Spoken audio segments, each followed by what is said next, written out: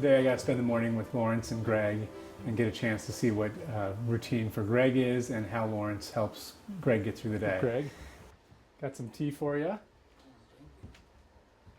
That's going to be hot. And Lawrence, on the one hand, I felt like I could do the job. But the other hand, it's hard for me to imagine day after day what it feels like to need that kind of help and what it feels like to give that kind of help. Well, to have a steady caregiver in your life is of a huge importance in my life. He brings a friendship and a warmth to me, and he's a bedside manner that I have somebody specifically watching parts of my body that, number one, I can't feel, I can't see.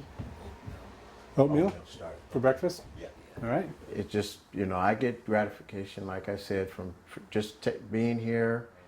A lot of people that go to work, they go to work and it's just work to them. To me, this is giving life back to a person that was very lively, and the accident that put him into this place, it took some of that zest out of him, but I get a feeling of just being here and helping him out to try and bring that zest back into his life. Well, I went back to some rehab, and from there I went home. Wow. Was it great to be home? Yes. And then, It's a freedom in a way. It makes me more comfortable to be at home with my animals and my partner. it's really important to support programs like this on a number of levels. First of all, for Greg's spirit and well-being, or anybody who's in a position to be able to live in your own home, is just got to feel so much better. From a financial aspect, it's quite expensive to have people in hospitals or nursing homes, and to be able to provide an alternative that's saving folks money and giving them that freedom to live on their own is really important. The amount of money that the state would spend for me in a nursing home or to go to the hospital for long periods of time it's astronomical. Well, one of the steps the City of Seattle is taking right now is we're working on a resolution that's asking all levels of government to really take a look at these systems and making sure we're supporting them. A little bit. Okay. That's one good thing about Greg is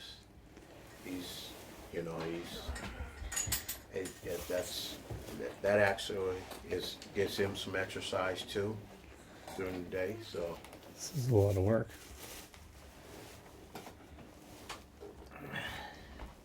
yeah, see that's another thing. Otherwise, you have to get a hoist, and that's what he does. So that means making sure that this type of care is available for people like Greg who want to live in their homes, maybe people like my parents someday, and also making sure that those people that are doing the caregiving, Lawrence in the case today, are compensated fairly and are treated fairly and have all the kind of health benefits and vacation benefits that all of us expect in our daily jobs. As caregivers, we do need more hours, less cuts, better training. I can think of a million other things that we need as caregivers.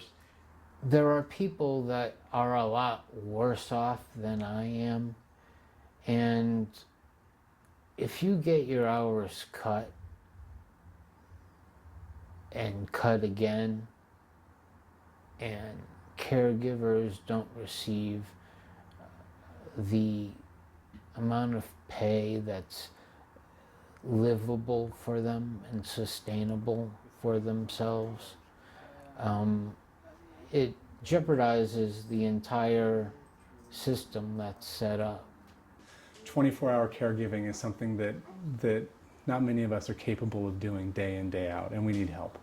And so having access to qualified, skilled caregivers like Lawrence, I think, is a real asset to everyone in society.